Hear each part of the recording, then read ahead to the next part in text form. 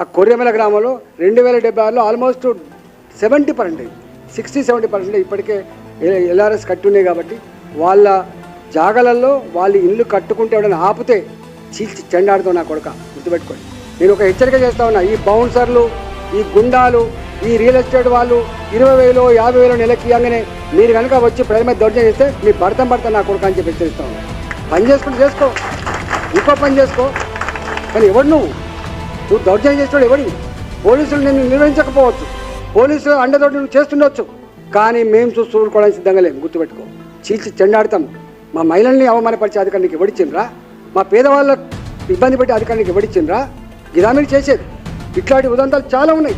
ఇప్పటికైనా జ్ఞానోదయం తెచ్చుకొని, బుద్ధి తెచ్చుకొని, నేను రెవెన్యూ మంత్రి గారు కూడా అడుగుతూ ఉన్నాను, ఇలా మీరైతే భూభారతో ఇంకో భారతో తెస్తూ ఉన్నారో, ఇంకా కొత్త రిఫైన్డ్ చట్టం తెస్తూ ఉన్నారో, మంత్రి గారు మీకు తెలుసు ఇవాళ అనేక గతంలో దాని తర్వాత ఎన్ని దుర్మార్గాలు జరిగినా మీకు ఎరక. దీని మీద ఒక సమగ్రమైన కమిటీ వేయి. హైదరాబాద్ చుట్టుపక్కల మేము చెప్తున్నామంటే ఎంత బాధతో చెప్తున్నట్టు, వాటికి ప్రెస్ మీట్ కోసం పెట్టట్లే, మేము పేరు కోసం పెట్టట్లే, మేము ఇది రియాలిటీ. కొన్ని లక్షల మంది ప్లాట్ల పేద ప్లాట్లకు సంబంధించిన వ్యవహారం ఇది. కొన్ని లక్షల కోట్ల రూపాయల విలువైన భూములకు సంబంధించిన వ్యవహారం ఇది. వాళ్ళు ఎప్పుడో కొనుక్కున్నారు కష్టం చేసి. వాళ్ళు దొంగలు కాదు, వాళ్ళు వీళ్ళ లెక్క బ్యాంకుల నుంచి తెచ్చుకున్న కాదు. ఈ పైసా ఆ పైసా కూడగట్టుకొని తెచ్చుకున్న పైసలు. కూరగాయలు అమ్ముకున్న వాళ్ళు, ఆటో నడుపుకున్న వాళ్ళు, ప్రైవేటు కంపెనీలో పనిచేసిన వాళ్ళు, చిన్న ఉద్యోగులు వాళ్ళు. 200 గజాల జాగాగా ఉప్పలు ఎవడు కొంటాడండి? ఇంకా గడికేశ్వరపై ఎవడు కొంటాడు? పైసలు ఉన్నాడు ఇక్కడ కొంటాడు, పంజాబీ కొనుక్కుంటాడు. పైసలు ఉన్నాడుకి హిమాచల్ కొనుక్కుంటాడు, పైసలు ఉన్నాడుగా హ్యాపీస్లో కొనుక్కుంటాడు. గరీబాలు కొనుక్కుంటాడు. ఇక్కడ బుద్ధి జ్ఞానం ఉండాలి.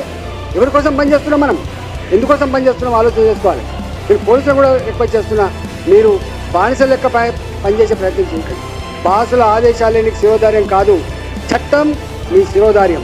నువ్వు పాటించాల్సిన చట్టాన్ని తప్ప, న్యాయాన్ని, ధర్మాన్ని తప్ప బాసుల ఆదేశాలు పాటిస్తే ఎంతమంది ఐఏఎస్ ఆఫీసర్లు జరిగిపోయిందో చూసుకోండి, ఎంతమంది ఐపీఎస్ ఆఫీసర్లు సఫర్ అవుతారో చూసుకోండి. మేము చూస్తూ ఊరుకుంటాం అనుకోకండి. ఈఓపీడి కంప్లైంట్ పెడతాం, మేము వట్టిగా ఊరుకోం.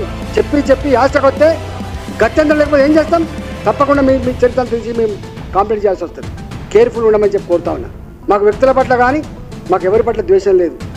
మాకు ద్వేషం దుర్మార్గం పట్ల ద్వేషం, అన్యాయం పట్ల ద్వేషం మాకు.